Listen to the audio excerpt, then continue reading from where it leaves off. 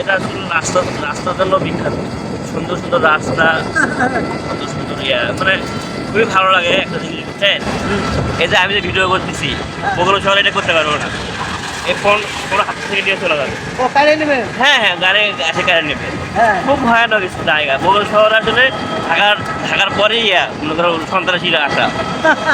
এত খারাপ বগুড়া শহর, প্রচুর খারাপ।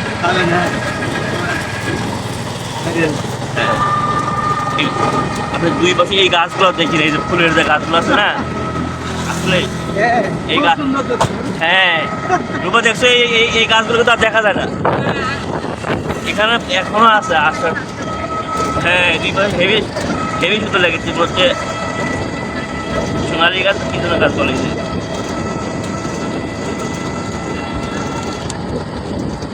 ওরা কেন বুঝে যে কোনটা বাইরেকার কোন। হ্যাঁ হ্যাঁ হ্যাঁ, ওরা বোঝে, আশাতেই বোঝা যায়।